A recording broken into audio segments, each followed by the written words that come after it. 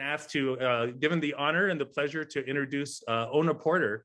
And Ona Porter, as many of you know, is a founder of Prosperityworks, which is probably the premier organization in New Mexico that's focused on economic justice, specifically the list of things that Ona has accomplished and done at Prosperityworks. We can spend the next 45 minutes doing that, so I'm not going to do that.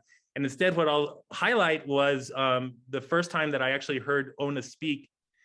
It was early in my career as a philanthropist, and I was invited to hear different people talk, and Ona got up there, and I didn't really know her or know anything about her, but the thing that stood out the most was the way that she described, she was talking about poverty, and she was talking about the opposite of poverty. And she said, you know, a lot of people think that the opposite of poverty is wealth. And she said, but it really isn't. The opposite of poverty is opportunity. And for some reason, that simple framing completely shifted my thinking about how economic development should work, about how we should think about our communities who live in poverty, and when you think about what's missing for those people, and and what they need. So that's just a little sample. Ona's influence on the state, on me personally, is kind of beyond measure, and I'm really honored and to have the chance to introduce her. So without any further ado, I'll turn it over and invite Ona Porter.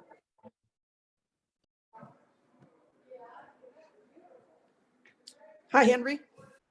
I think I'm there. Am I there? Hello. Okay. All right. You know, the truth is, it is with people like Henry and many of the people that are on this Zoom today that that we get things done. None of us do it by ourselves. So next slide, please. So the one of the things that Henry talked about, or philanthropy working together. And a number of years ago, they decided they were going to do what were called zone grants. And with the zone grant, the idea was not a region, but an idea. And so we applied for and received a very small grant to do some planning around equitable energy transition. And in 4 years, what that's turned into is more than 500 homes receiving electricity retrofits, 50 receiving gas and electric retrofits plus safety measures, and of the 50, 20 receiving essential home repairs, resulting in improved comfort, safety, and health of the homes, reduced cost, and reduced emissions. And once again, that was done in a collaboration. So we have the Partnership for Community Action has community leaders, and those community leaders were absolutely critical in terms of identifying, qualifying, and scheduling the retrofits, which allowed us to do 218 homes in 10 weeks. Now, this is a big change for families, and one that stabilizes their many of the homes that are in pretty serious disrepair. You can go on now, thanks. Go to the next one. So why did they invest in us? We think the investments came to us because we think about high impact strategies, the roots of which are a root cause analysis. With a high impact strategy, we're trying to change the way that people think and what they believe. This goes then to changing the goals of systems, the rules of systems, and the ability of people to self-organize. Next slide, please. Also, what high impact strategies do are reintegrate communities, which means make communities work for the people who live in them. They also maximize resources and address each of the 4 categories of the causes of poverty. One is personal behaviors, another is community's lack of social and human assets. A third is the exploitation of low-income people. And the fourth is the political and economic systems that are often designed to shut people out rather than include them. Next slide, please.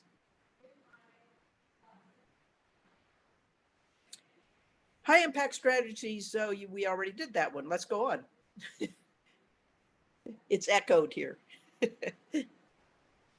So in our root cause analysis many years ago, we really understood that people were not uh, addressing what needed to be addressed in terms of investing in the people of New Mexico and in their dreams. And so we started an individual development account program. And in these, what happens is that people complete 10 weeks of financial capability training, and then they're eligible to save. And when they reach their goal, we match them 4-to-1 for the purchase of a first home, to capitalize a small business, or for post-secondary education.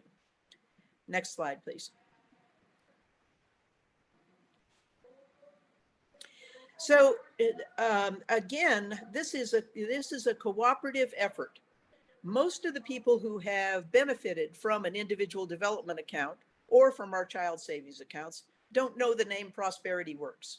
What they know are things like Fathers Building Futures, and that is one of our partners. So we actually are making significant investments in our coalition partners that are all across the state in our rural delivery system. So these are mostly nonprofit organizations that are high trust organizations in the community and can reach the people who are most in need with the resources they need. Now, in addition to them being the delivery system, what we have brought to them is a new tool. And that new tool is an opportunity to free people from poverty in 18 months. Next slide, please.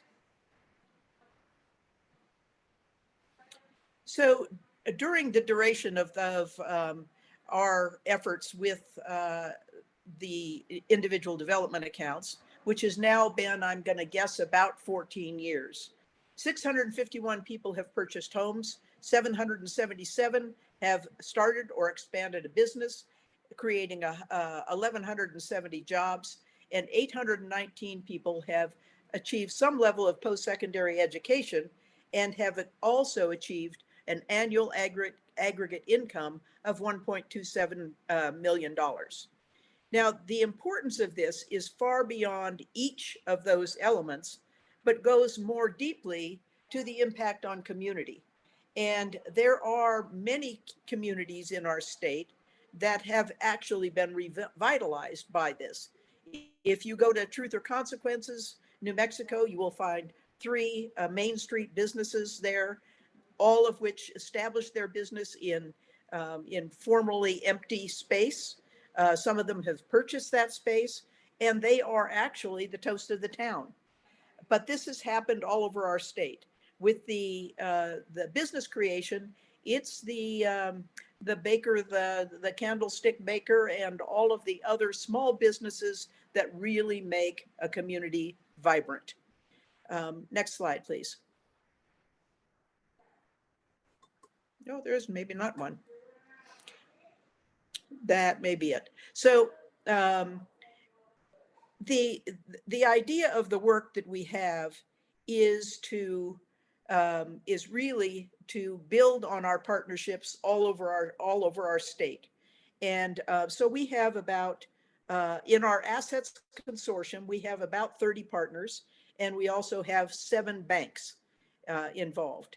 And all of our partners have access to all of those banks, which is really a critical part of what we do.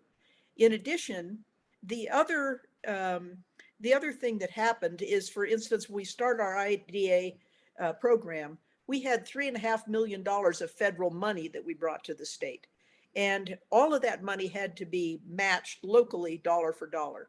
And it is places like the McCune Foundation, the Kellogg Foundation, Wells Fargo Foundation, and others that were willing to step up because they saw the power of investing in New Mexicans. Now, one of the things that is really important to know, so you look at these statistics and what happens when we invest in New Mexicans.